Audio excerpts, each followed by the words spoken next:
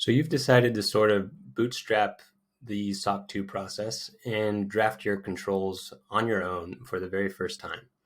If so, that's awesome. Arguably, that's the best way to do it because who knows your control framework better than you? But of course, you want to know, how do I do this? So first of all, you need to know the requirements that the SOC 2 controls need to support. So the way to get there is actually on the AICPA website. You go there and you search for a certain document. It's called this 2017 Trust Services Criteria. See what's changed. And you'll see this, it has a free account access here. So that means you can easily create an account and hit this download button and it'll allow you to download. And so once you get there, it'll be a very helpful guide about the SOC 2 criteria, but what you're really interested in will be on page 15 here. And that's where it starts listing out the trust services criteria. So basically, all your SOC 2 controls ultimately have to support these trust services criteria for the categories that you select.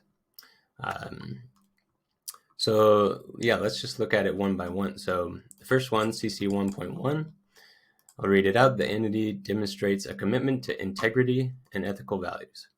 So that's it.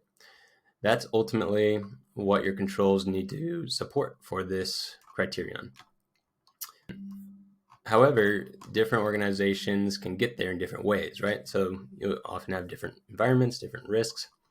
And so to help you identify your controls, they lay out these points of focus, these bullet points here. So you can use these as a helpful guide to think about what types of things your controls should include.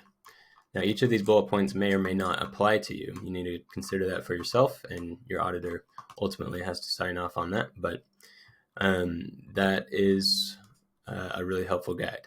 But like I said, ultimately, what your controls really need to support are these criterion. And so you should probably have a spreadsheet handy now at this point. And so yeah, just list out each criterion, the ID, the description here, and then next to that, list out all the things that your company is doing to achieve that. So that'll be all your controls that end up appearing in the SOC 2 report. So I have an example here where I've just listed out 5 controls on the right-hand side that support this CC1 criterion. So yeah, the company does background checks on employees. It has an employee handbook for workplace conduct standards. It has a whistleblower hotline. Employees sign a confidentiality agreement, and the company does performance reviews to ensure employees are meeting their obligations. So you go through, and painstaking though it is, you complete that for each SOC 2 criterion. And once you're done with that, you'll have a fully mapped out SOC 2 control framework.